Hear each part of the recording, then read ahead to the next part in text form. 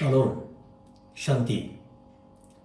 प्रभू श्री ख्रिस्ताच्या पवित्र आणि सामर्थ्यशाली नावामध्ये तुम्हा सर्वांना अभिवादन करतो आणि आजच्या ह्या सुवर्णसंधीबद्दल प्रभू श्रीच्या नावाला धन्यवाद देतो. त्याने दिलेली ही सुवर्णसंधी तुमच्याकडं पुन्हा एक वार त्याचं वचन घेऊन येण्याची, त्या संधीबद्दल मी त्याच्या नावाला धन्यवाद देतो आणि त्याची स्तुती स्तवने करतो. त्याचप्रमाणे तुम्हा सर्वांचेही मी मनापासून आभार मानतो. तुम्ही देत असलेला भरभरून तुमचा रिस्पॉन्स आणि तुमचा प्रतिसाद, त्याबद्दल खरंच मी तुमच्या सर्वांचे मनापासून आभार मानतो. आणि पुन्हा एक वार तुम्हाला सर्वांना विनंती करतो की जे सर्वजण तुम्ही सबस्क्राईब केलेलं आहे, तुम्हा सर्वांचे आभार. आणि अजून केलं नाही त्यांनी तुम्ही सबस्क्राईब करू शकता. त्याचप्रमाणे तुमच्या मित्रमंडळीला, नातेवाईकांना द्या, शेअर करा, एनकरेज करा आणि इतरांच्या आशीर्वादाला कारणीभूत व्हा. पुढे सुरा प्रभूची स्तुती असो. पुन्हा एक वार मी प्रभूच्या नावाला धन्यवाद देतो. आणि विशेष रीतीनं आज प्रियानो, आजच्या वचनाकडे आपण वळत असताना आपण पाहिलं तर मागच्या आठवड्यामध्ये आपण जे पाहिलं की प्रभू श्री ख्रिस्तानं दिलेला दाखला, आणि त्या दाखल्याचा शेवट करत असताना जो तो म्हणाला, ज्याला ऐकाव्यास कान आहेत तो ऐको. आणि त्याच्यावरती आपण मनन केलं होतं. आणि मागच्या वेळेस मी सांगितल्याप्रमाणे आज आपण तो जो दाखला प्रभू श्री ख्रिस्तानं दिला होता, त्या दाखल्यावरती आज आपण मनन करणार आहोत. तर आजच्या आपल्या वचनाचा किंवा आजच्या आपल्या संदेशाचा शीर्षक जो आहे तो म्हणजे पेरणारा. तर आजच्या वचनाकडे आपण वळत असताना आपण काय करूया, मार्क वर्तमानाचा 4 अध्याय आणि 3 वचन वाचूया. मार्क 4 आणि 3 वचन. ऐका, पहा, एक पेरणारा पेरणी करण्यास निघाला. एक पेरणारा पेरणी करण्यास निघाला. आपण प्रार्थना करूया. सर्वसमर्थ सुताधारी प्रभू येशू, तुझ्या नावाला धन्यवाद देतो. आजच्या ह्या संधीबद्दल मनापासून तुझे आभार मानतो. जे ऐकणारे तुझे लेकरं, त्यांच्याबद्दल मी तुझ्याला धन्यवाद देतो. आणि विशेष प्रभू, आजचं वचन तू आशीर्वादित कर, विनंती करतो राजा. तू आम्हा सर्वांशी बोल राजा. आज या वचनाच्याद्वारे तू आमची भेट घे. आणि प्रभू, आज तू आम्हाला उत्तेजित कर, प्रेरित कर. आज बाप्पा, ज्याच्यात नको आहे ते छाटून टाक. जे आहे ते चांगलं होण्यासाठी तू साफसूफ कर, अशी मी प्रार्थना करतो, विनंती करतो. आणि ख्रिस्तात तुझ्या नावाचं गौरव करून घे. तुझ्या कृसापाठी बघा, तुम्हाला दलो मी नाही करतो, तू आमच्याशी बोल, तू माझ्याशी, माझ्याद्वारे सर्वांशी बोल, अशी प्रार्थना आणि विनंती करतो. आणि ख्रिस्तात तुझ्या नावाचं गौरव करून घे. ज्याप्रमाणे प्रभू मागच्या आठवड्यास आम्ही ऐकलं, ज्याला ऐकणारे कान आहेत तो ऐकू. होय प्रभू, ते ऐकणारे कान तू आज आम्हाला दे, अशी तुझ्या चरणाशी प्रार्थना आणि विनंती करतो. आणि ख्रिस्तात तुझ्या नावाचं गौरव करून घे. महान महिमा गौरव सन्मान तुला देत येशू ख्रिस्ताची नावात मागतो म्हणतो पित्या. आमेन, आमेन, आमेन. हालेलुया. या ठिकाणी आपण पाहिलं की प्रभू श्री ख्रिस्त या ठिकाणी सांगत आहे, ऐका, पहा, एक पेरणारा पेरणी करण्यास निघाला. तर सर्वप्रथम प्रियानो, मला तुम्हाला आज प्रभू श्री ख्रिस्ताविषयी सांगायचं आहे. जगानं जर सर्वात अति उत्कृष्ट किंवा सर्वश्रेष्ठ असा जर वक्ता जर कोण पाहिला असेल, आजपर्यंत जगामध्ये झाला नाही अशा प्रकारचा उत्कृष्ट वक्ता, किंवा इथून पुढेही होणार नाही अशा प्रकारचा एकच वक्ता होऊन आहे. आणि तो म्हणजे कोण आहे तर प्रभू श्री ख्रिस्त आहे. तो एक चांगला कम्युनिकेटर किंवा चांगला एक वक्ता होता. तर प्रियानो, आज जर आपण पाहायला गेलो, बहुतांशी आजकाल जे आपल्याला पाहायला मिळतात जे वक्ते आहेत, त्या वक्त्यांच्याकडे पाहिलं तर ते वक्ते बहुतांशी त्यांच्या वक्तव्य करत असताना व्याख्यानामध्ये काय वापरतात, ऑडिओ व्हिज्युअल एड्स वापरतात. परंतु प्रभू श्री ख्रिस्त, ज्याला आपण सर्वोत्कृष्ट म्हणतो, त्यानं त्याच्या व्याख्यानामध्ये, त्यानं त्याच्या सेवेमध्ये कोणत्या प्रकारची ऑडिओ व्हिज्युअल एड्स वापरली? त्यावेळेस काही ऑडिओ व्हिज्युअल एड नव्हती. परंतु प्रियानो, मला तुम्हाला सांगू द्या, त्यावेळेस प्रभू श्री ख्रिस्त करत असणारे जे जिवंत चिन्हे चमत्कार, तेच त्याचे ऑडिओ व्हिज्युअल एड्स होते. लोकांच्या समोर आंधळ्यांना दृष्टी मिळत होते, बहिरे ऐकत होते, मुके बोलत होते, पांगळे चालत होते, लुळ्यांचे हात पुढे होत होते. प्रियानो, तेच त्याचे ऑडिओ व्हिज्युअल एड्स होते.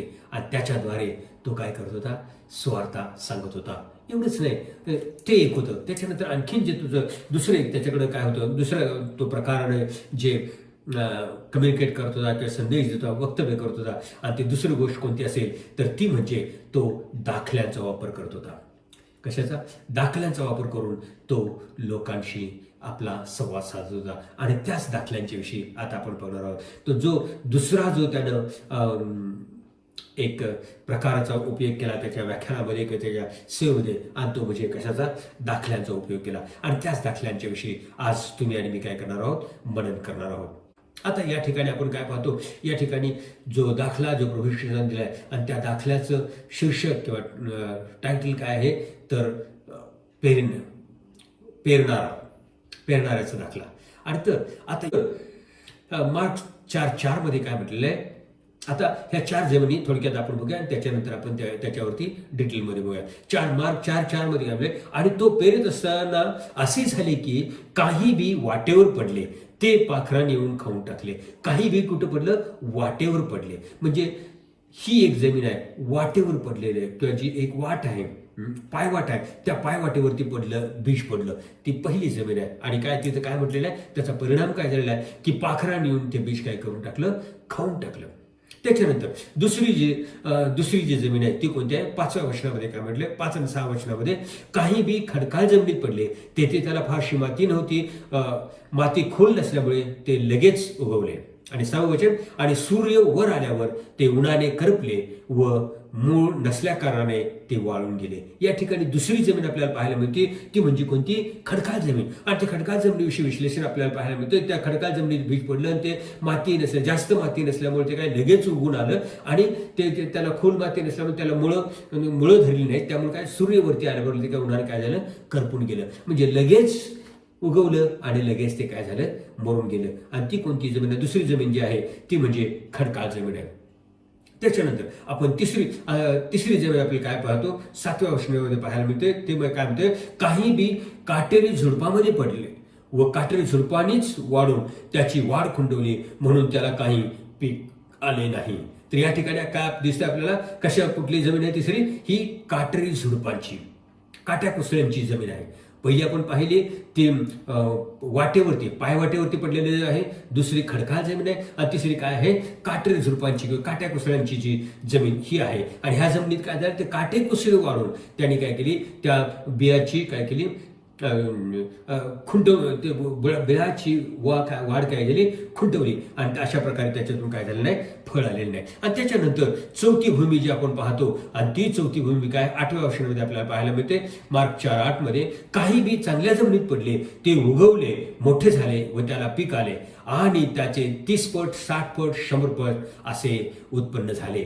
आता या ठिकाणी ह्या चांगल्या जमिनीत पडलेले त्या चांगल्या जमिनीत बीज पडलं, त्याचा परिणाम काय झाला, तर त्या ठिकाणी 30 पट 60 पट आणि 100 पट पीक आपल्याला पाहायला मिळतं. आता ह्या 4 वेगवेगळ्या जमिनी आपण पाहिल्या, आणि आता आपण त्याच्यावरती काय करूया, जास्ती डिटेलमध्ये त्याच्यामध्ये बारकाईनं पाहायचं आपण काय करूया, प्रयत्न करूया. या ठिकाणी प्रभू ख्रिस्त काय करत आहे, दाखल्याचा अर्थ सुद्धा सांगत आहे. पहिल्यांदा हा दाखला सांगितला, त्याच्यानंतर तो दाखल्याचं विश्लेषण करून त्याच्या शिष्याला काय करत आहे, सांगत आहे. आणि हे सांगत असताना आज मला प्रियानो तुम्हाला पहिला मुद्दा तुम्हाला सांगायचा आहे, आणि तो म्हणजे प्रभू ख्रिस्त ह्या दाखल्याच्या द्वारे तुम्हाला आणि मला एक ओळंबा देत आहे, की जो ओळंबा तुम्ही आणि मी आपल्या वैयक्तिक जीवनाला लावून वेळोवेळी पदोपदी क्षणोक्षणी तो ओळंबा लावून आपलं जीवन आपल्याला काय करायचं आहे, पारखायचं आहे, की आपल्या जीवनामध्ये आपण सरळ वाढत आहोत का आपण कसे वेडेवाकडे आहोत, ते पाहण्यासाठी हा आपल्याला काय मिळत आहे, एक ओळंबा प्रभू श्री ख्रिस्त आपल्याला काय करत आहे, देत आहे.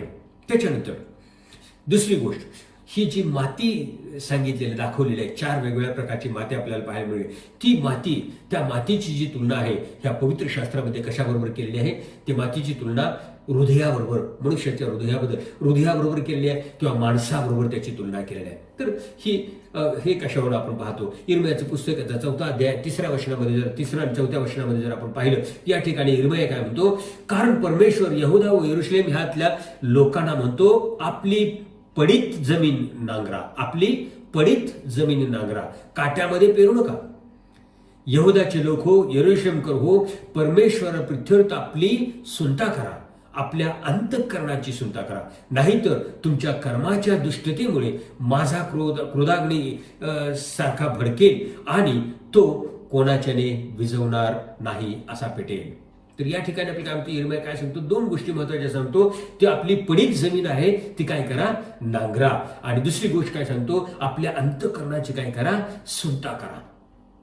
तर ह्या ज्या महत्वाच्या गोष्टी आहेत, जी पडीक जमीन आहे, जी घट्ट झालेली आहे, जी वाळून गेले घट्ट झालेले हा एकदम कठीण अशी झालेली आहे, ती जमीन काय करा म्हणतो, तो काय करा म्हणतो, तो नांगरा म्हणतो. आणि चौथं काय म्हणतो, आणि दुसरी गोष्ट काय म्हणतो, आपल्या अंतःकरणाची, आपल्या हृदयाची तुम्ही काय करा, सुंता करा. त्याच्यावरती जे कवच आलेलं आहे, त्या कवच काय करा, कापून टाका. कारण ते उघडं व्हायला पाहिजे, मोकळं व्हायला पाहिजे. अंतःकरणाची सुंता करा, असं या ठिकाणी यिर्मया सांगतो. तर प्रियानो, ही जमीन जी आहे, ही जमीन कशासारखी, कशाबरोबर तुलना केलेली त्याची, जमिनीची आपल्या अंतःकरणाशी किंवा आपल्या हृदयाशी त्याची काय केलेली आहे, तुलना केलेली आहे. तर आता ह्या बेसिक गोष्टी आपण लक्षात ठेवून आपण आता काय करूया, पुढे जाऊया. आणि सगळ्यात पहिली जमीन जी आपल्याला पाहायला मिळाली ती कोणती, पायवाटेची जमीन. वेसाईड म्हणजे पायवाटेची जमीन, ज्या पायवाटेमध्ये काय झालेलं आहे, हे पहिलं बीज पडलेलं पायवाट. ही पायवाट आता कशी तयार झाली, आता आपण जे शेत पाहतो आणि शेतामध्ये अशी कुठून एकदम अचानक पायवाट आली असं कदाचित तुम्हाला वाटेल. आज प्रियानो, प्रभूच्या कृपेनं माझ्या लहानपणी म्हणजे माझं स्कूलिंग होईपर्यंत मी खेड्यातच वाढलो. मी माझे एप्रिल मे महिन्याची सुट्टी व्हायची, शेतामध्ये काम करण्यात जायची. तर मला तर तुम्हाला सांगू द्या, आता समजा एक असं जे शेत आहे, ते शेत असं सर्वसाधारण असं स्क्वेअर आहे आणि शेतकरी काम करत असताना आता, आणि समजा त्याचं घर हे शेतकऱ्याचं घर किंवा फार्म हाऊस आहे ते इथं आहे आणि तो काम करत असताना त्याला आता ह्या टोकाला जायचं आहे. तर त्या टोकाला जात असताना त्याला कंप्लीट असं हे स्क्वेअर करून त्याला जावं लागेल किंवा असं खालून इकडून जावं लागेल, म्हणजे त्याला खूप वेळ लागणार. आणि शेतकरी आपला वेळ वाचवायसाठी तो काय करतो की इथून असं हे फिरून न जाता, खालून किंवा वरून असं फिरून न जाता तो काय करतो, असा मधून सरळ हे काय करतो, पायवाट तयार करतो. म्हणजे त्या वाटेवरून ती चांगली भुसभुशीत तयार केलेली, मशागत केलेली, तयार केलेली जमीन आहे. परंतु त्या जमिनीमधून तो काय करतो, वारंवार त्या एकाच जागेतून, एकाच पायवाटेतून तो जातो आणि ती भुसभुशीत मऊ असणारी जमीन काय होते, त्याच्या चालण्यामुळं तो एकटाच नाही, पण ते काम करणारे वगैरे सगळे लोक ते जाण्या येण्यामुळे ती काय होते, घट्ट दगडापेक्षा घट्ट अशी कठीण अशा प्रकारची ती काय होते, जमीन होते. आणि तीच काय आहे, पायवाट आहे. आणि ज्यावेळेस हा शेतकरी पेरायला गेला आणि त्याने बीज टाकलं, त्यावेळेस त्या पायवाटेवरती पडलं. आणि मग आपल्याला प्रभू श्री ख्रिस्त या ठिकाणी काय होतं, त्याचं विश्लेषण सांगत असताना तो काय म्हणते, मार्क 4:15 वर्षामध्ये काय म्हणतं, वाटेवर वचन पेरले जाते तेथील लोक हे आहेत की त्यांनी ऐकल्याबरोबर सैतान येऊन त्यांच्यातले पेरलेले वचन हिरावून घेतो. म्हणजे हे कसे लोक आहेत की ज्यांना देवाचं वचन सांगितलं गेलं आणि त्यांनी ऐकल्याबरोबर लगेचच काय करतो, सैतान येतो आणि त्यांच्या अंतःकरणात पेरलेले वचन काय करतो, तो हिरावून घेतो आणि तो काय करतो, खाऊन टाकतो. आणि त्यांच्यावर ते बीज काय राहत नाही, तिथल्या तिथं ते काय केलं जातं, खाऊन घेतलं जातं. आज प्रियानो, एक महत्वाची गोष्ट आहे, आता जी आपण ही पायवाट म्हटली, ह्या वाटेवर पडलेलं जे बीज होतं, आता ही वाट ही अशी ह्या शेतामध्ये अशी कशी निर्माण झाली तेही आपण पाहिले की ते वारंवार एकाच जागेवरून सतत गेल्यामुळं ती झालेली छोटीशी अगदी पायवाट आहे, ती पायवाट तयार झालेली आहे. आणि आज ती जर तुमच्या माझ्या जीवनामध्ये जर पाहायला गेलं, मानवाच्या जीवनामध्ये जर पाहायला गेलं, तर ती वाट कोणती आहे, ही वाट कशी तयार होते तुमच्या माझ्या जीवनामध्ये, आणि ती म्हणजे कुठली, की धार्मिक रूढी, परंपरा, वडिलोपार्जित चालत आलेला रीतिरिवाज, ह्याच्यामुळं आपल्या जीवनावरती, आपल्या अंतःकरणावरती ती हे काय पायवाट किंवा असं घट्ट अशा प्रकारचं वाटेसारखं ती काय झालेलं आहे, हृदय आपलं कसं घट्ट जमिनीसारखं झालेलं आहे. आणि म्हणूनच त्या हृदयावरती पडलेली वचनं काय होतात की ती आत जात नाही आणि ती वरती तशीच असतात. म्हणूनच काय करतो, सैतान म्हणजे पक्षाच्या रूपाने तो येतो आणि ते काय करतो, खाऊन जातो. पक्षाला त्या ठिकाणी उतरायला वेळ आहे, तो उतरू शकतो आणि ते त्या ठिकाणी घेऊ शकतो. म्हणूनच या ठिकाणी आपल्याला पाहायला मिळतं की अशी ही अंतःकरण, कोडगी झालेल्या अंतःकरणावरती जर देवाचं वचन पडलं तर प्रियानो, ते आत रुजत नाही आणि त्याच्यापासून आपल्याला काय फायदा मिळत नाही. आज हे जर कोडगी अंतःकरण पाहायचं झालं तर त्यासाठी जर आपण पाहायला गेलो तर जे रूढी परंपराप्रमाणे किंवा नाहीतर ट्रॅडिशनली जे लोक आहेत, जे ख्रिस्ती लोक आहेत, त्यांच्याविषयी आपल्याला पाहायला मिळतं. आमच्या 7 पिढ्यापासून आमचे वाडवडील, आमचे पूर्वज, आमचे दादा, त्यांच्यापासून हे चालत आहे, आमच्या 7 पिढ्यापासून हे चालत आहे, त्यांनी हे असे करत आले आणि आम्ही हे ते तसंच करत राहणार, अशा प्रकारचे अभिप्रायामध्ये, अशा प्रकारच्या एका बंधनामध्ये बांधलेले असतात. आणि अशा लोकांना स्वार्थ सांगणं किंवा शुभवर्तमान सांगणं किंवा समजावून सांगणं फार अवघड आहे. कारण ते चालीरीती, रूढीरिवाज, वंश परंपरा आणि धार्मिक रूढी ह्याच्यामध्ये ते अडकलेले आहेत.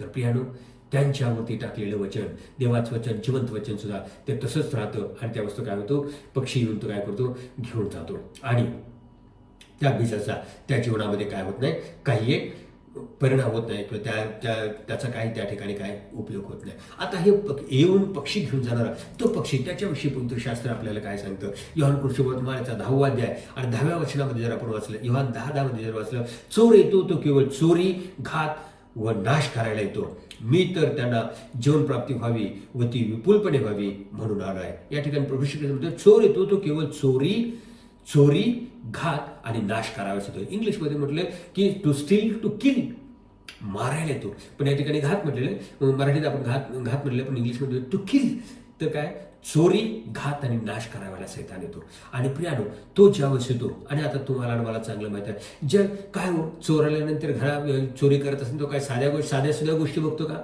तो कशी, त्याची नजर कशावरती असते, अगदी घरामध्ये मौल्यवान काय आहे का, मौल्यवान सोनं, चांदी, हिरे, मोती अशा काय गोष्टी आहेत का, दागदागिने आहेत का, किंवा कॅश आहे का, ह्याच्याकडे त्याचं लक्ष, आणि त्याच गोष्टी तो काय करतो, चोरी करायचा काय करतो, प्रयत्न करतो. त्याचप्रमाणे प्रियानो, या ठिकाणी सैतानाला सुद्धा माहित आहे की तुमच्या आणि माझ्या जीवनामध्ये जर महत्वाचं काय असेल, अनमोल किंवा बहुमोल जर काय असेल, तर ते जिवंत देवाचं जिवंत वचन. कारण त्याला सैतानाला माहित आहे, हे जिवंत देवाचं जिवंत वचन जर ह्यांच्या अंतकणामध्ये रुजलं तर त्याच्यातून फळ येणार आहे, आणि हे माझे न राहता हे काय होणार आहे, माझ्याकडे नाही तर माझ्याकडे नरकात नाही तर ते काय होणार आहे, स्वर्गाच्या राज्यामध्ये जाणार आहे. म्हणून तुमच्या आणि माझ्या जीवनामध्ये असणार बहुमोल असणारं जिवंत देवाचं जिवंत वचन तो काय करतो, येऊन पटकन काय करतो, घेऊन जातो. म्हणून त्या वाटेवरच्या जमिनीत पडलेलं बीज काय होत नाही, रुजत नाही. प्रियानो, आज या ठिकाणी सैतानाला सुद्धा माहित आहे की तुमच्यासाठी माझ्यासाठी बहुमोल किंवा अनमोल काय आहे, तर जिवंत देवाचं जिवंत वचन. पण आज दुःखाची गोष्ट आहे, खेदाची गोष्ट आहे की पुष्कळशा ख्रिस्ती लोकांना सुद्धा आज हे माहिती नाही की देवाचं वचन हे त्यांच्यासाठी किती बहुमोल किंवा किती अनमोल आहे.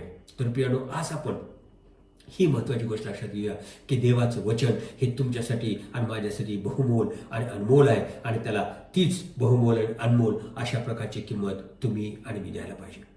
मग काय हो, ह्या झालेली जी पायवाट आहे किंवा ही वाट आहे, ह्याला काय बदल नाही, ह्याच्यात काय परिवर्तन होण्यासारखं नाही, ह्याला काय होप्स नाहीत का? आहेत, त्याला सुद्धा होप आहे. ज्याप्रमाणे इर्मया म्हणाला की 4 अध्याय 3 वर्षामध्ये आपली पडीक जमीन काय करा, नांगरा. ती जे घट्ट दाबून बसलेली जमीन आहे ती काय करायला पाहिजे, नांगरायला पाहिजे. नांगरल्यानंतर काय होतं, त्या खालचं वरचं खाली होऊन सगळं त्यामध्ये काय होतं, परिवर्तन होतं. ते परिवर्तन करायला पाहिजे.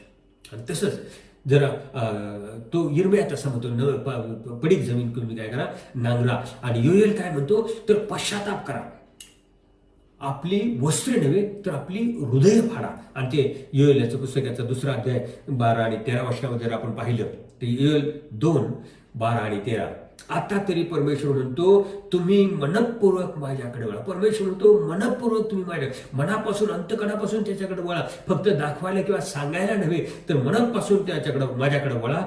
उपोषण, आक्रंदन व शोक करून वळा. उपोषण, आक्रंदन व शोक करून वळा. आणि काय म्हणतोय नंतर 13 वर्षामध्ये काय म्हणतोय, आपली वस्त्रे नव्हे तर हृदये फाडा. स्वतः परमेश्वर म्हणतोय आपली वस्त्रे नव्हे तर हृदय पाडा. ज्यावेळेस प्रियानो तुम्ही मी अशा प्रकारे पश्चाताप करून प्रभूकडे येऊ, मनपूर्वक परमेश्वराकडे वळू, उपोषण, आक्रंदन, शोक करून त्याच्याकडे वळू, आणि आपली वस्त्रे नव्हे तर आपलं अंतकण फाडून त्यावेळेस येऊ, त्याच्याकडे येऊ, त्यावेळेस प्रियानो आपली जी झालेली आपल्या जीवनाची, आपल्या अंतकणाची झालेली ती वाट आहे, ती वाट काय होईल, ती वाट उद्ध्वस्त होऊन ती काय होईल, उलटी पालटी होऊन सगळं काय होईल, एक मऊ भुसभुशीत अशा प्रकारची जमली, सगळं खालचं वरचं खाली सगळं त्यामध्ये मिक्स करून जाईल. आणि ते काय होईल, पुन्हा एकदा ती पेरणीसाठी उत्कृष्ट किंवा चांगली जमीन अशी होऊ शकते. म्हणून प्रियानो, आज महत्वाची गोष्ट मला तुम्हाला सांगू द्या, हे जी पायवाटेसाठी सारखी झालेली ही जी जमीन आहे ती किंवा रूढी परंपरा, वंश परंपराने चालत आलेल्या रूढी वंश परंपरा, त्याचप्रमाणे ह्या ज्या चालीरीती आहेत त्याच्यामुळे जे झालेलं, जे घट्ट झालेलं अंधकरण आहे त्याला नांगर लावण्याची गरज आहे. आणि तो नांगर दुसरा तिसरा काही नसून पश्चातापी आणि अनुतप्त आणि भग्न हृदय आहे. प्रियानो, ज्यावेळेस तुम्ही आणि मी अशा प्रकारे पश्चाताप करून आपण प्रभूकडे येऊ तेव्हा निश्चितच ही खडकाळ जमीन सुद्धा काय होणार आहे, बदलून जाऊ. त्या ठिकाणी काय होणार आहे, चांगली जमीन तुमच्यासाठी आणि माझ्यासाठी तयार होणार आहे. त्याच्यानंतर दुसरी जागा आपण पाहतो आणि दुसरी जमीन आपण जी पाहिली ती कोणती आहे? खडकाळ जमीन.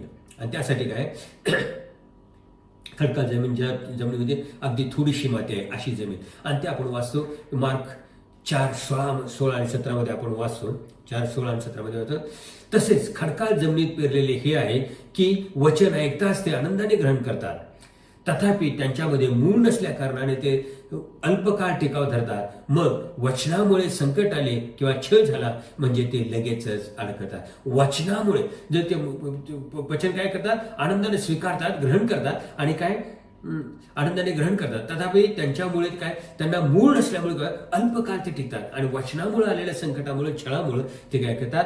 लगेचच अडखळतात. लगेच या ठिकाणी आपण पाहतो की बऱ्याच वेळा तुम्ही पाहिलं असेल, मी सुद्धा बऱ्याच वेळा पाहिलं, ज्यावेळेस रिवायवल मिटिंग गॉस्पेल मिटिंग्स होतात किंवा इव्हन चर्चेसमध्ये जेव्हा देवाच्या आत्म्याच्या प्रेरणा, जेव्हा देवाचा सेवक संदेश देत असताना एक प्रकारचं रिवायवल, एक प्रकारचं कन्व्हिक्शन लोकांच्यावरती येतं आणि लोक देवाच्या वचनाचा काय करतात? आनंदाने काय करतात? आनंदाने स्वीकार करतात. आणि मग काय hallelujah, praise the Lord, dancing. आणि मग ते एक मोठा उत्साह, मोठा आनंद आहे. आणि त्या मोठ्या उत्साहात आणि आनंदात त्याचं किंवा तिचं वागणं सुरू होतं आणि हिंड फिरणं होतं. आणि मग लोक प्रत्येक वेळेस प्रेज द लॉर्ड, हालेलुया आणि देवाच्या वचनातून बोलणं, देवाची गाणी गाणं आणि पहिल्या सगळ्या गोष्टी केलेल्या जातात. आणि मग काय होतं की जे आपले मित्रमंडळ ज्यांच्याबरोबर आपण पहिल्यांदा उठत बसत होतो त्यांच्याबरोबर असं आपण वेगवेगळ्या प्रकारची जी दुष्कर्म, जे काय पाप केलं तेच काय म्हणतात बघा आला प्रेज द लॉर्ड हालेलुया आला किंवा प्रेज द लॉर्ड हालेलुया आले. आता काय आमच्याबरोबर करते, आता विसरलेत काय? काल आमच्याबरोबर होते, अशा सगळ्या गोष्टी होत्या आणि आज असं आहे किंवा आज अशी आहे. आणि अशा प्रकारचे ज्यावेळेस कॉमेंट्स किंवा अशा प्रकारचे ज्यावेळेस अभिप्राय येतात त्यावेळेस लगेचच आपण काय होतो? निराश होतो आणि पाठीमागं पडायला लागतो. आणि हे एक झालं. त्याच्यानंतर दुसरं आणखी पाहायला गेलं तर उदाहरण आपल्याला पाहायला मिळतं की घरामध्ये आई वडील म्हणतात की हे मुलाला किंवा मुलीला म्हणतात, तुला जर आमच्या घरात राहायचं असेल तर ह्या असल्या ह्या नवीन गोष्टी काही चालणार नाही. आमच्या वडिलोपार्जित वंश परंपरेप्रमाणे चालत आलेल्या ज्या गोष्टी आहेत त्याप्रमाणेच राहायला पाहिजे, त्याप्रमाणेच ह्या घरात जर तुला राहायचं आहे तर त्याप्रमाणे तुला करायला पाहिजे. मग लगेचच आपण काय म्हणतो की आता काय करायचं, मित्र डिपेंडेंट आहे, मला आईवडिलांची शिवाय नाही, माझं अजून शिक्षण झालं नाही वगैरे वगैरे आणि मला आता काय करता येणार नाही, त्यांचं मला ऐकायलाच पाहिजे. मग पुन्हा परत जातात. हेच ते आहे. सूर्य वर आल्यावर आणि उन्हानं करपल्यामुळे मूळ नसल्या कारणाने काय होतं? ते वाळून जातं. म्हणजे छोट्याशा आलेल्या अडचणीमुळं, छोट्याशा आलेल्या छळामुळं, छोट्याशा आलेल्या त्रासामुळं किंवा परीक्षेमुळे लगेचच ते काय करतात? पाठीमागे जातात. वचनामुळं आलेल्या संकटामुळं किंवा त्रासाला किंवा छळाला तोंड देण्यासाठी उभा राहता आलं पाहिजे. आणि या ठिकाणी काय म्हटलं? सूर्यवर आल्यावर ते उन्हाने काय होतं? करपतं. आता तसं जर पाहिलं झाडासाठी, वनस्पतींच्यासाठी सूर्याचं वर येणे किंवा सूर्यप्रकाश हा त्याच्यासाठी फार महत्त्वाचा आहे. कारण जो फोटोसिंथेसिस आहे तो फोटोसिंथेसिस त्याच्यामुळेच होतो. त्याच्यामुळेच त्यांचं सूर्याच्या प्रकाशानंतरच त्यांच्या पानामध्ये जी ऊर्जा किंवा जे सत्व तयार व्हायला पाहिजे ते त्यामुळे ते तयार होतात. परंतु आज काय होतं? या ठिकाणी आपल्याला काय पाहायला मिळतं? त्या झाडाला किंवा मुळं नसल्यामुळं शालो अगदी थोडीशी मात्यामुळे मुळं नसल्यामुळे काय होतं? थोडा जरी सूर्यवर आला तर ते लगेच होऊन जातं. आता या ठिकाणी काय महत्त्वाचं गोष्ट एक पाहायला मिळतो, विभिन्नता आपल्याला काय पाहायला मिळते? जो आपल्यासाठी महत्त्वाचा आहे आणि आवश्यक आहे तोच आपल्यासाठी काय होतो? हानिकारक ठरतो. आणि ते हानिकारक का होतं? कारण थोडीशी माती असल्यामुळं ते मुळं धरायला त्याचे वाव नसल्यामुळं त्या ठिकाणी अशा प्रकारची काय झालेली परिस्थिती दिली. तर प्रिया महत्त्वाची गोष्ट आज तुम्ही नेहमी हे लक्षात घ्यायला पाहिजे की ही जी खडकाळ जमीन आहे त्या ठिकाणी थोडीशी माती असल्यामुळं काय होतं? ते सूर्य आल्याला लगेचच ते मागे फिरतात. त्याच्यानंतर दुसरी आणि एक महत्त्वाची गोष्ट काय आहे की ही खडकाळ जमिनीमध्ये काय होते? थोडीशी माती असते, पण हे दगड जे आहेत त्याच्या खाली असणारे दगड किंवा मातीमध्ये असणारे दगड ते वारंवार वरती येतात. कितीही ते वेचून टाकले तर जे खाली जे दगड असतात ते वारंवार काय करतात? वरती येत असतात. आणि ते वारंवार वरती येणारे दगड किंवा खडक आहे ते वारंवार आपल्याला काय करायला पाहिजे? काढून ते टाकायला पाहिजे. ते वारंवार वरती येतात आणि वरचे वरती ती तुम्ही आणि मी काय करायला पाहिजे, काढून टाकायला पाहिजे. आणि हे जे दगड आहे ते दुसरं तिसरं काही नसून तुमचं आणि माझं पूर्वीचं जीवन, तुमच्या आणि माझ्या जीवनामध्ये असणाऱ्या पूर्वीचा स्वभाव, पूर्वीच्या सवयी, पूर्वीच्या गोष्टी, आपल्या असणाऱ्या सवयी म्हणा किंवा व्यसनं म्हणा किंवा आपल्या फ्रेंड सर्कल म्हणा, ज्या गोष्टी आपल्या होत्या त्या पूर्वीच्या गोष्टी आहेत. आणि एकदा का आपण पश्चाताप करून प्रभू श्री ख्रिस्ताचा स्वीकार केल्यानंतर ह्या सर्व गोष्टींच्या बद्दल आपल्याला क्षमा झालेली आहे. परंतु जी पूर्वीची पापं, पूर्वीचा जो स्वभाव आहे तो मध्ये मध्ये तो वरती आपलं डोकं काढायचा काय करतो, प्रयत्न करतो. पण प्रियानो, आपण तुम्ही आणि मी जागृत राहून ते असे वारंवार जसे ते डोकं वर करतात, वरती यायचा प्रयत्न करतात, तसं त्यांना वारंवार वरचेवर तुम्ही आणि मी काय करायला पाहिजे, काढून टाकायला पाहिजे. आणि त्यासाठी तुम्हाला आणि मला विश्वास नाही त्याने काय करायला पाहिजे, तर ते कशा प्रकारे आपल्याला काढता येतील, तर ते आपल्याला प्रार्थनेद्वारे काढता येतील. कशी काढता येतील, प्रार्थनेद्वारे काढता येतील. आणि त्यासाठी जर आपण उदाहरण घ्यायला गेलो तर दाविदाचं उदाहरण आपण घेऊ शकतो. स्तोत्रसंहिता 51 अध्याय आणि 10व्या वचनामध्ये आपल्याला पाहायला मिळतं. स्तोत्र 51:10 मध्ये दाविद या ठिकाणी, हे देवा माझ्या ठाई शुद्ध हृदय उत्पन्न कर, माझ्या ठाई स्थिर असा आत्मा पुन्हा घाल. दाविदांनी केलेले पाप आणि त्याच्यानंतर केलेला हा पश्चाताप आपण पाहतो. आणि या ठिकाणी दावीद म्हणतो, हे देवा माझ्या ठिकाणी शुद्ध हृदय निर्माण कर.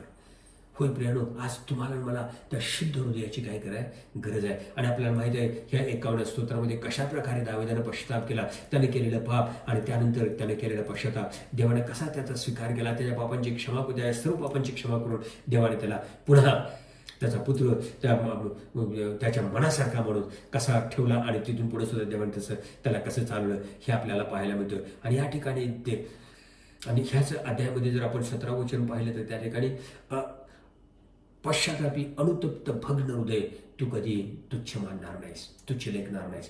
तर पश्चातापी अनुतप्त भग्न हृदयाने ज्यावेळेस आपण त्याच्याकडे जाऊ आणि अशा प्रकारची आपण प्रार्थना करू, होय प्रभू मला काय कर, शुद्ध हृदय माझ्या ठाई उत्पन्न कर आणि माझ्या ठाई स्थिर असा आतमध्ये.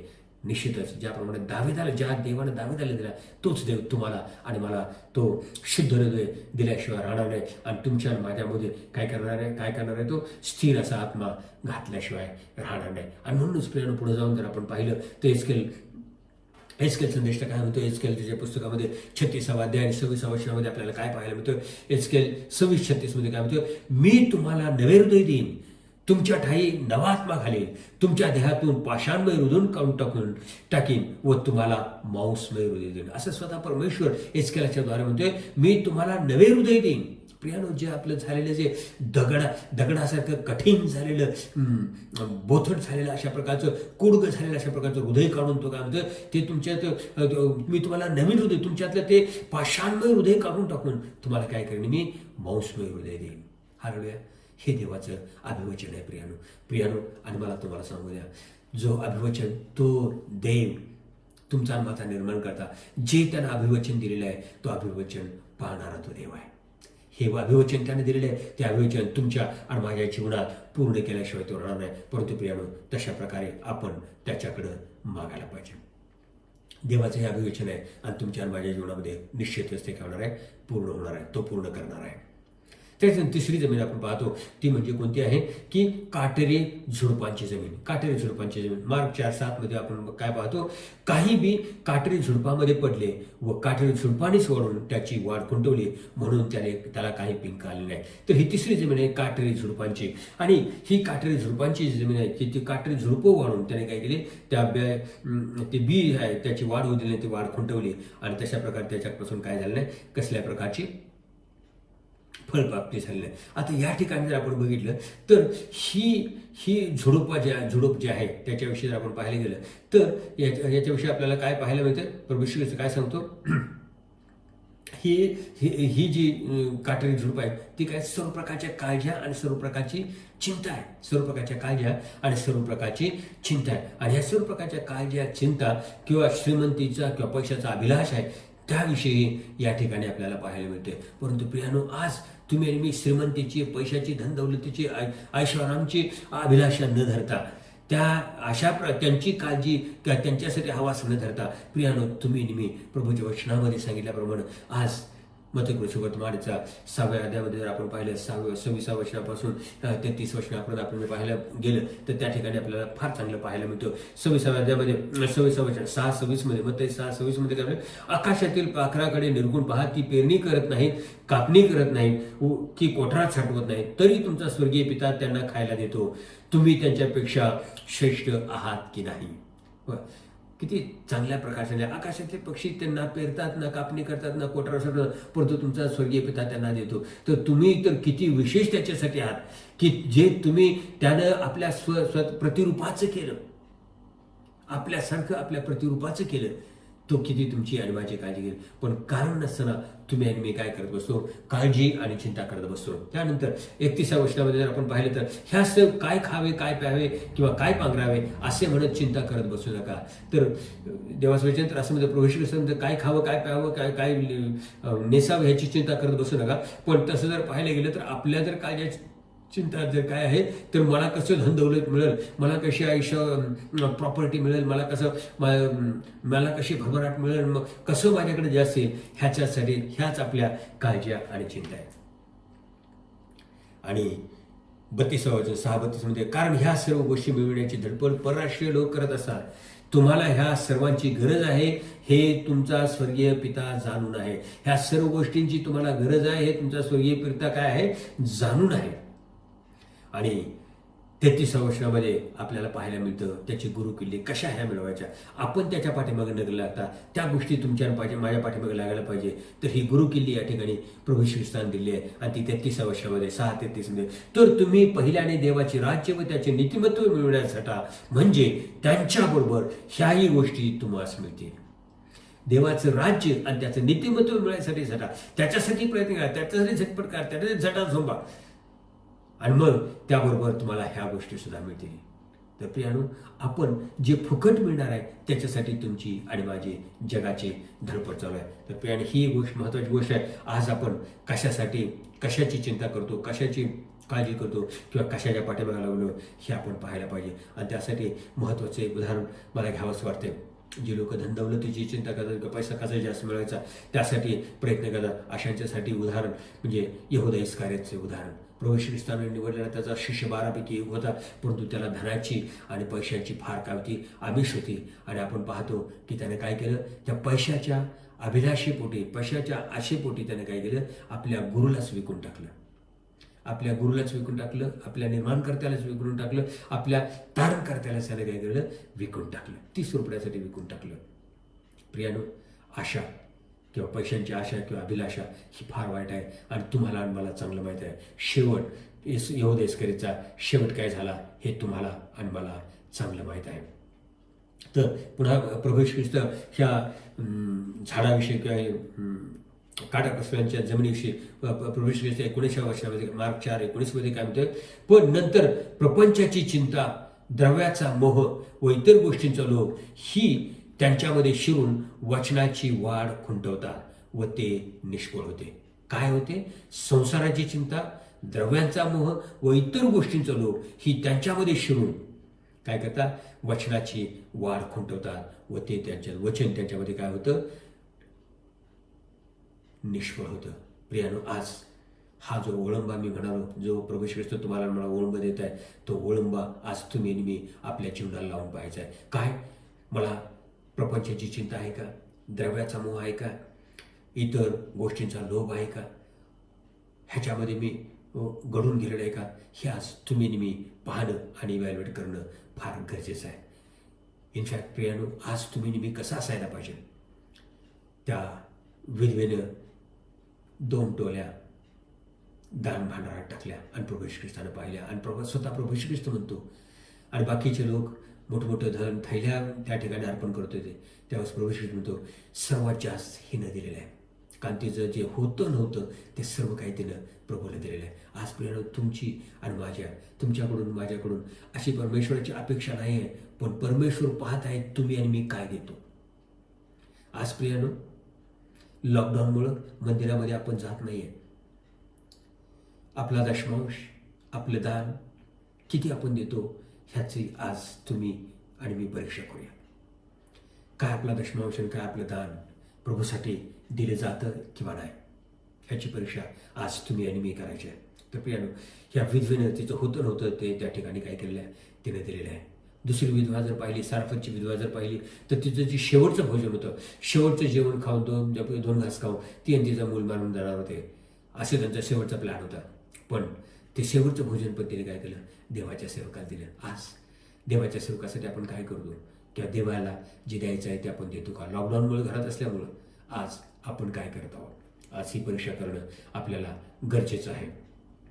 त्याच्यानंतर चौथी जमीन जी आहे, ती चौथी जमीन म्हणजे कोणती, की चांगली जमीन.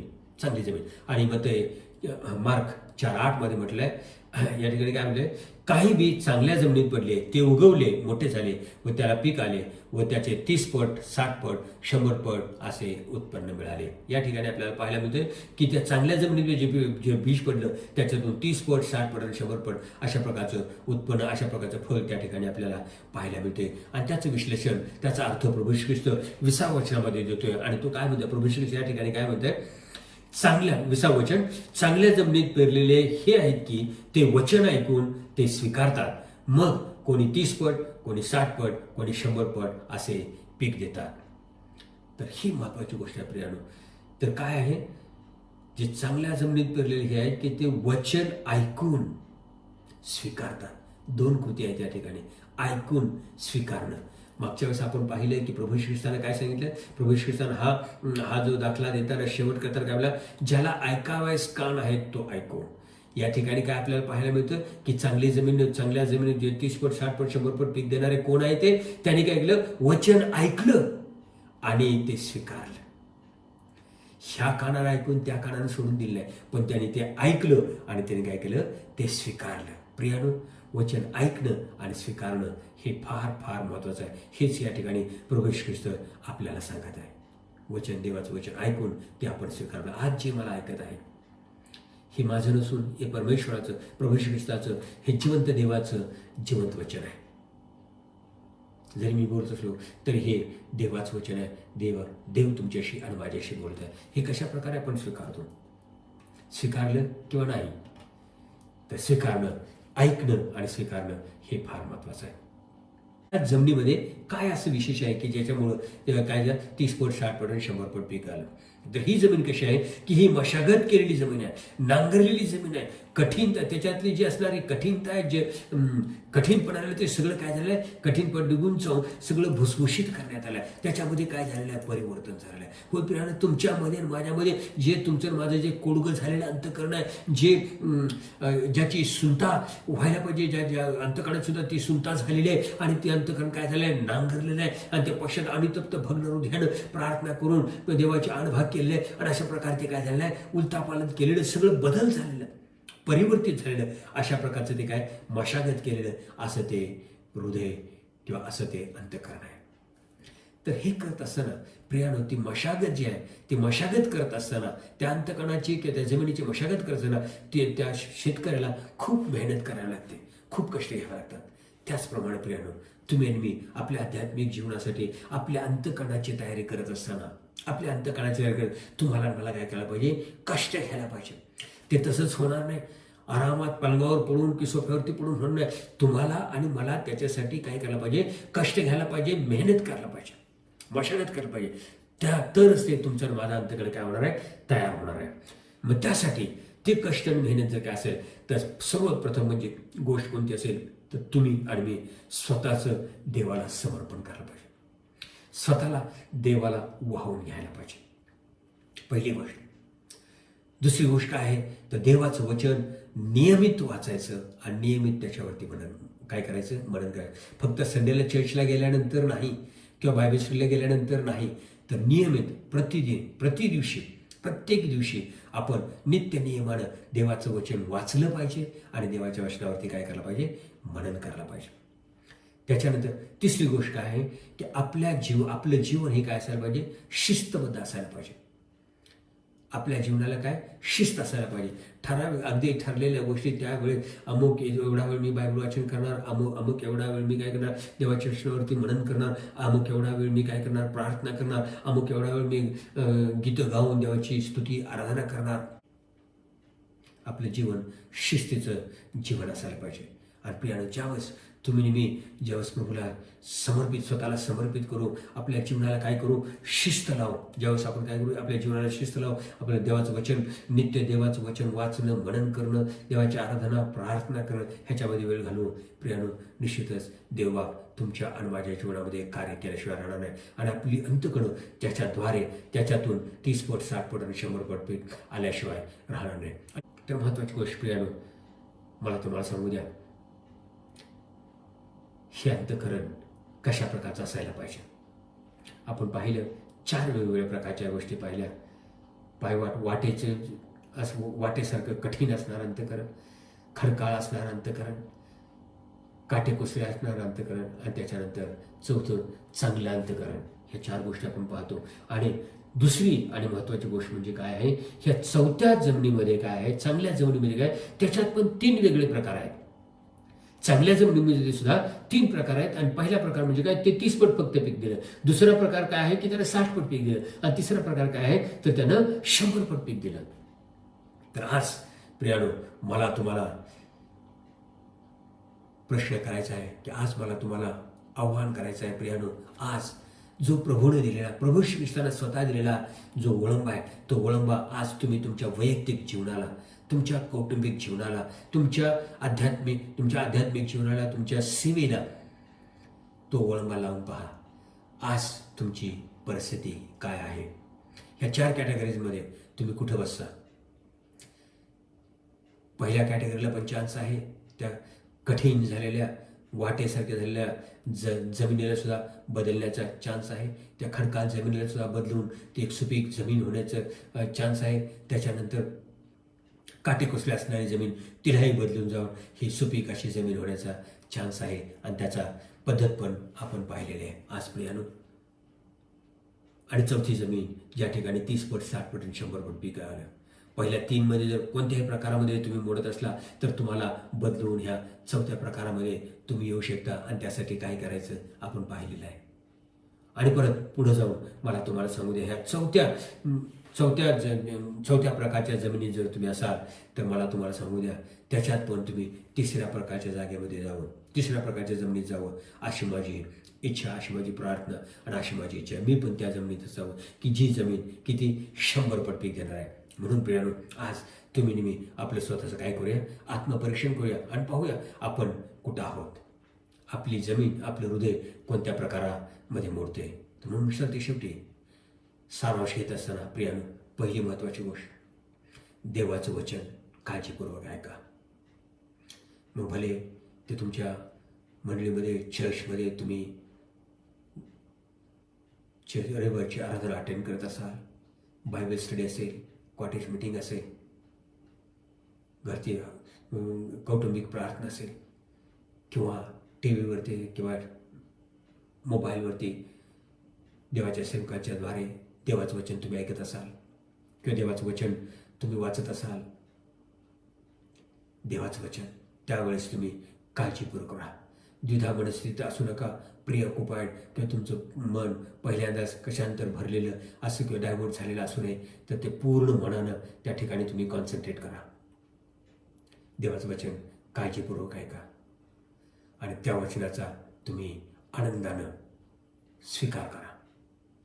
ऐका, काळजीपूर्वक ऐका, आनंदानं त्याचा स्वीकार करा आणि त्याचा उपयोग तुमच्या दैनंदिन जीवनामध्ये ते कृतीत आणायचा काय करा, प्रयत्न करा. ज्यावेळेस तुम्ही ते कृतीत आणायचा प्रयत्न कराल त्यावेळेस निश्चितच प्रभू तुम्हाला कृपा देणार आहे आणि त्याप्रमाणे तुम्ही कृती करू शकाल. प्रियानो, जोपर्यंत पेत्रानं पाऊल पाण्यात टाकलं नाही तोपर्यंत पेत्र पाण्यावरती चालला नाही. पाण्यावरती चालायचं होतं तर पाण्यावरती उतरायचं होतं. प्रियानो, जोपर्यंत तुम्ही तुमचं पाऊल टाकत नाही तोपर्यंत तुम्हाला काय होत नाही, कृपा मिळत नाही. तर काय करायचं, देवाचं वचन काळजीपूर्वक ऐका, स्वीकारा आणि ते दैनंदिन जीवनामध्ये ते काय करायचं, कृतीत आणायचा प्रयत्न करूया. आणि चौथी आणि महत्त्वाची गोष्ट आणि ती म्हणजे काय, त्याचा रिझल्ट किंवा त्याचा परिणाम आपल्याला पाहायला मिळेल. तुमचं आणि माझं जीवन फलद्रूप झाल्याशिवाय राहणार नाही. हालेलुया. तुमचं आणि माझं जीवन फलद्रूप झाल्याशिवाय राहणार नाही आणि ज्याद्वारे परमेश्वर तुम्हाला आणि मला आशीर्वादित केल्याशिवाय राहणार नाही. हालेलुया. आपण नतमस्तक होऊया. सर्वसमर्थ सत्ताधारी प्रभू यीशु ख्रिस्ता तुझ्या नावाला धन्यवाद देतो आणि ते स्तुती समर्पित करतो राजा. आज विशेष रीतीनं प्रभू मी तुझ्या चरणाची प्रार्थना करतो, विनंती करतो. आज प्रभूया जी तू ज्या वचनाच्या द्वारे तू आमची भेट घेतलीस त्याबद्दल मनापासून तुझी स्तुती करतो आणि तुझ्या नावाला धन्यवाद देतो राजा. होय प्रभूया, जे तू तुझं वचन आमच्याशी बोललास राजा, आणि जे 4 प्रकार आम्हाला जमिनीचे सांगितलेस, आणि प्रभू कशा प्रकारे बाबा चौथ्या प्रकारच्या जमिनी चांगल्या सुपीक जमिनीमध्ये जायचं हे तू आम्हाला सांगितलंस, त्याबद्दल धन्यवाद देतो. प्रभू ते समजून उमजून ते कृतीत आणण्यासाठी तो आम्हाला कृपा करो अशी प्रार्थना आणि विनंती करतो. जो ओळंबा तो आम्हाला दिलास तो ओळंबा वेळोवेळी आमच्या जीवनाला लावून परीक्षा करण्यासाठी तो आम्हाला कृपा करो अशी प्रार्थना आणि विनंती करतो. आज प्रभूया, जे सर्वजण तुझं वचन ऐकत आहेत आज त्या सर्वांच्यासाठी प्रार्थना करतो, विनंती करतो राजा. प्रभू जे वचन त्यांच्या कानावरती पडले ते फक्त कानावरती नको राजा, त्याच्या अंतकणात सावध राजा. आणि प्रभू या चांगली आणि चांगली जी जमीन त्याच्यामध्ये जे रुजलं त्याप्रमाणे त्यांच्या अंतकणामध्ये रुजू दे राजा, आणि त्यांच्या जीवनामध्ये बाबा 30 पट नको 60 नको 100 पट पैकी येऊ दे अशी मी त्याच्याशी प्रार्थना आणि विनंती करतो राजा. त्यांच्या सर्व कार्य चिंता तू काढून टाकल्यास याबद्दल धन्यवाद देतो. विष्णू बाबा तुझ्यावरती अवलंबून आणि विसंबूरणासाठी त्यांना कृपा दिलीस याबद्दल धन्यवाद देतो. अंत्यस्तुती सवय करतो राजा. Thank you Jesus. प्रभूया पुन्हा एक पार मी तुझ्या नावाला धन्यवाद देतो. अंत्यस्तुती सवय करतो राजा. त्याच प्रकारे बाबा तुझं वचन ऐकून ते समजून ते कृतीत आणण्यासाठी लागणारी विशेष कृपा आज प्रभू यीशु ख्रिस्ताच्या नावामध्ये बाबा तू आमच्यासाठी रिलीज कर आणि केलीस याबद्दल धन्यवाद देतो. अंत्यस्तुती सवय करतो राजा. आणि ख्रिस्ता तुझ्या नावाचं गौरव कोण घे. मान गुरु सन्मान तुला दे स्तुती सवय करत येशू ख्रिस्ताच्या नावात प्रार्थना केली म्हणून ते पित्या. आमेन आमेन आमेन. आणि त्या प्रभू यीशु ख्रिस्ताची कृपा, देवबापाची प्रीती आणि पवित्र आत्म्याची सहभागिता तुम्हा सर्वांच्या बरोबर आणि तुमच्या सर्व आप्तांच्या बरोबर आता आणि सदा सर्व काळपर्यंत असून आमेन आमेन आमेन. प्रभू तुम्हाला आशीर्वादित करो. सबस्क्राईब करा, शेअर करा, कॉमेंट करा. Praise Lord. God bless you.